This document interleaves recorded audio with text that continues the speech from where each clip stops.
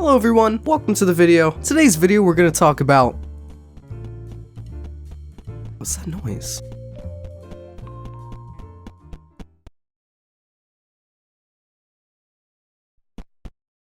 Oh god. Oh fuck.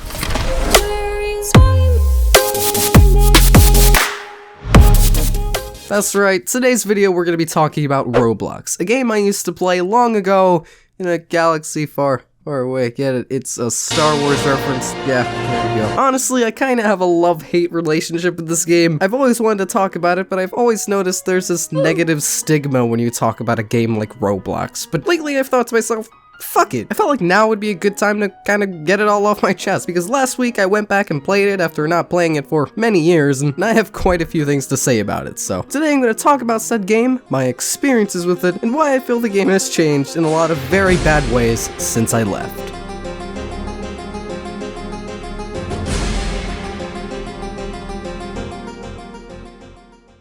So, Roblox. You might see this as the next Minecraft, you might see it as the sound effect.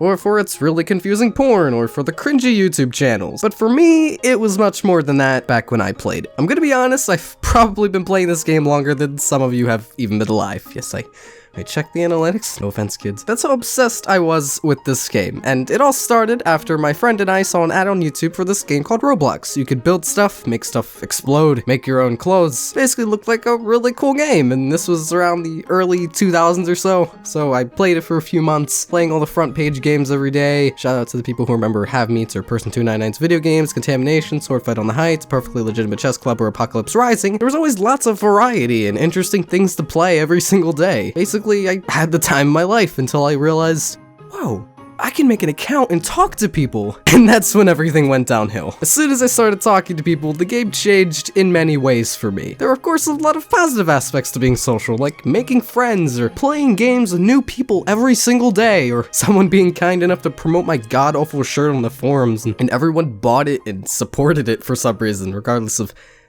terrible it was. Like, Jesus, just look at it. Also, just as I was recording this video, I realized that a very famous Roblox creator who's gotten millions of plays apparently commented on the awful shirt I made, so I even have a trading card with its name on it, so it's kind of weird to me. But of course, there's the negative sides, like the assholes. One in particular who hacked my old YouTube account and publicly shamed me in front of thousands of people, but we'll talk about that at the end of the video. Basically, this game became a huge part of my life, and believe it or not, was actually a big reason why I'm addicted to the internet as much as I am today. Fun little fact, I almost mentioned the fact that I played Roblox so much in my internet addiction video, but I didn't because I was afraid of the negative stigma I mentioned earlier. And you know, I played it day and night and even caused some issues with my schoolwork where it was so bad that I would be forced to stop playing it so I would sleep more than 3 hours every night and actually do my homework on time. Hell, I was so obsessed with this game that I went to fucking BloxCon 2013.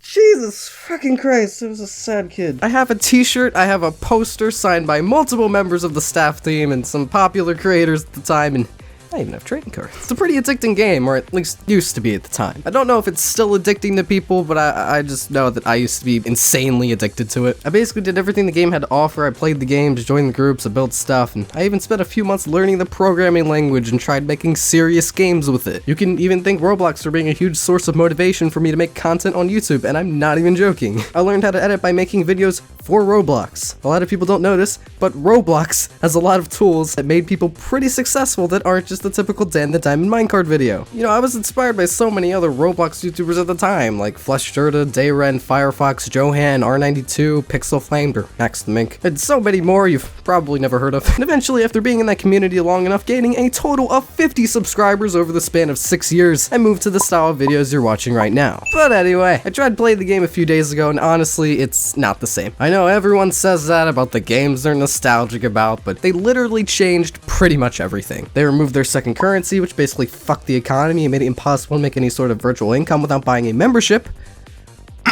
They made things all weird and modern. The games on the front page feel like gimmicks and cash grabs. Every event is just a corporate sponsorship, and it's just not as fun and unique as it used to be. They honestly did a Disney to their site, and so did some of the game developers as well, and that basically made it super bland and forced like every other social game nowadays. But hey, I'm happy that some of the people I used to know are getting successful at least. Hell, I still have Alex Neutron in my Skype contacts, the creator of Meep City and Roblox Dodgeball. You may have heard of those. Shame I don't talk to him anymore. Anyway, yeah, some of you may have a very negative view of this game if you've just recently heard of it in the last 3 years or so. And it's understandable because honestly, it has gotten way worse over time. But I promise you, it used to be pretty fucking good. They've made it so much more difficult to make any sort of money, to buy clothes without a membership! They changed their logo in an attempt to be modern, but instead it just looks like a Cheez-It on its side.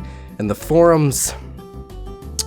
Yeah, let's not talk about the forums. All I'm gonna say is that the raid that Quackity HQ did was fucking brilliant. If you don't know, he basically streamed himself raiding the forums on Twitch, and shortly after, his Roblox account was deleted, his Twitch was banned. But the thing that was really impressive was that he made the entire forums go offline for multiple hours because the raid was so bad. The admins were forced to add a temporary 2-year account limit to the forums. I'd say this was a pretty dick thing to do, but we're talking about the Roblox forums here, so I honestly don't mind at all. In fact, it's a good message to the moderation team that they need to fix their shit, because that community can be toxic as hell. Trust me.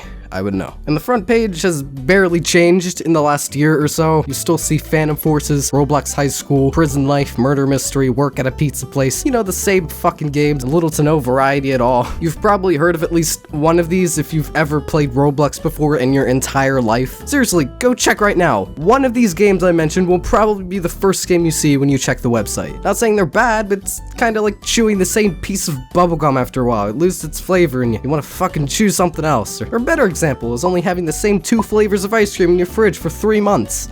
Nothing but ice cream. And sponsorships. It's not good anymore. Bring back the old Roblox. The circle stunts are better. That's why it's not good anymore. Seriously though, I kind of feel bad the game has turned to absolute shit lately, because even though it's kind of fucking awful at the moment, there's still some pretty fun stuff you can do in the game. For example, I just signed into my 9-year-old Roblox account recently and I made a little t-shirt. I built a castle. I played that pizza game I used to play all the time, and yeah, it has certainly changed a lot, but to be perfectly honest, if you look in the right place, it could still be pretty fun. Not saying I agree with all the changes lately, but at its core, the game itself can still be pretty fun. Unfortunately, I didn't play it for nearly as long as I used to. I played it for maybe a half hour compared to nearly a decade ago where I'd play the game for over 8 hours straight every single day. Pretty sure that's how I got my addiction to Twitter, by the way. Just saying. More of the story, don't get addicted to things. It's bad. I'm not even joking. Any sort of social media can be like a fucking drug. It's so bad. However, it wasn't just the game getting boring or stale that made me leave the game. Little reminder, I was a Roblox veteran, and with that comes a lot of stories to tell. One of them in particular is a story about a war group, and during my time in the army. God, I'm gonna get beaten up for saying that. Holy shit.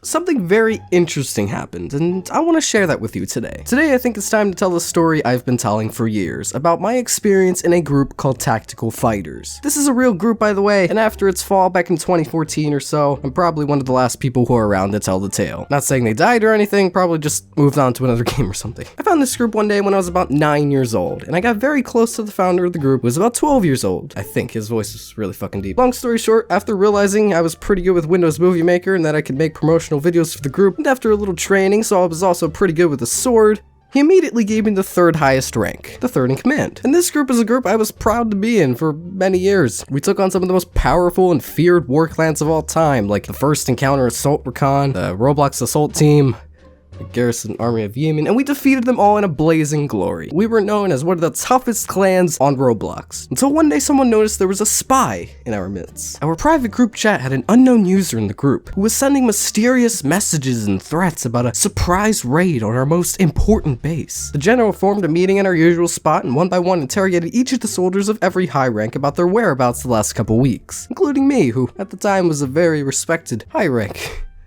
Don't judge me. We were stumped. The inspection lasted about 2 weeks until finally everyone gave up and moved on. But then suddenly, our fort was being raided. Then in the heat of the moment, we prepared our soldiers to the base and they were already halfway to capturing the flag. And it was too late. Vortex Security, one of our greatest enemies, had claimed our base. We had to mark a loss on our group page.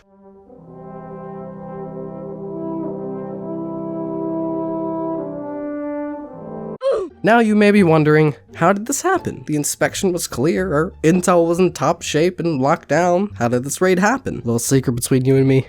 I did it. Basically what happened was a few months ago, some of the high ranks thought it'd be funny to hack into my cringy YouTube channel and delete all of my Roblox videos. They told me I was an embarrassment to the group, and they were doing this for my own good and for the good of the clan. That still pisses me off. Like, come on. I didn't really like that very much, especially considering my age back then. I was fucking furious, and I wanted to do something about it. So I spent a couple months on my second account joining a little group called, you guessed it, Vortex Security, and you could probably guess back then I had a lot of free time, so I'd spend most of my days coming home from school, doing my homework, and being active in both groups, trading every day, gaining their respect until eventually I was a high enough rank to tell the HRs at Vortex Security that I had secret intel to bring down one of their greatest enemies. I told them everything I knew, I joined my private Skype group on another account, gave my old group a little warning of our raid, and the job was done. Then I was kicked from the group, and the general deleted me from his friend list on Roblox, and I'd never felt more satisfied in my entire life.